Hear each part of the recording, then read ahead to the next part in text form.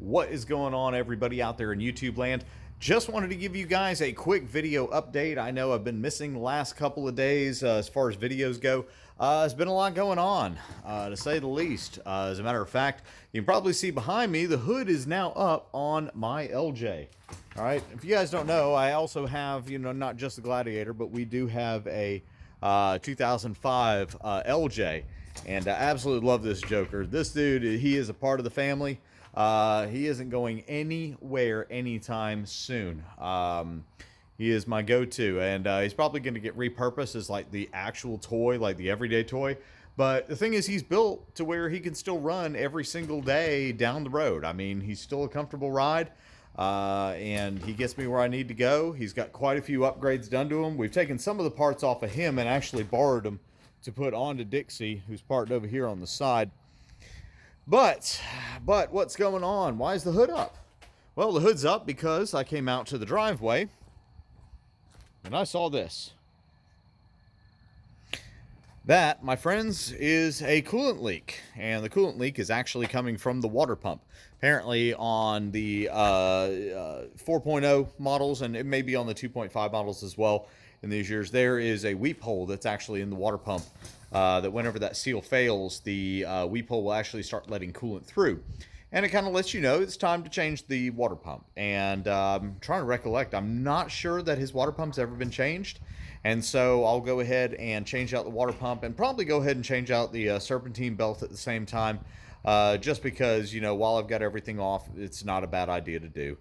But that's kind of the update as far as that goes. So again, kind of when it rains, it pours, because here we're still dealing with the other TJ, where we have two motors up on stands right here. Right, well, I say one's on a stand, one's on a hoist. Here's the replacement motor right here. So the replacement motor actually picked up from a good buddy of mine. He used to live in my old neighborhood, and he got it to me for a very, very good price. And so it's only got about 120,000 miles on it. It's a good replacement. We just run into a couple of issues regarding, putting on some of the accessories. Right now, we're having an issue with the harmonic balancer bolt. Apparently, because this was in a front-end collision, it may have stripped out or at least boogered up some of the threads that are inside of there. And so because of that, we're having to do some retapping and all that. And it's just, the funny thing is that not everywhere local carries certain parts or certain tools.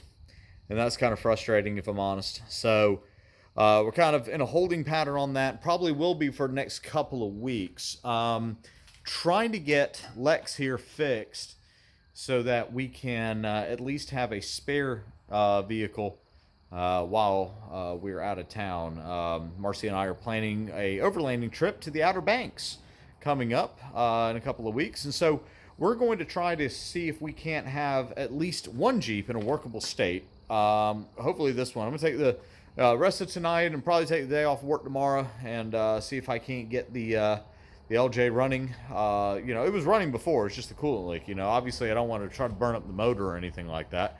So we're going to try to get him into a workable state and go from there. I've got basically the radiator almost completely disconnected. It's just a matter of taking the fan off and then taking the accessory belt off and blah, blah, blah, blah, all these things, right? So it's not that it's a hard job. It's just that it's hard to get to, or it's time consuming to get to it.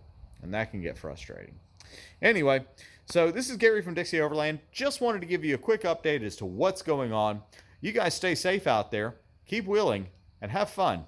We'll see you down the road.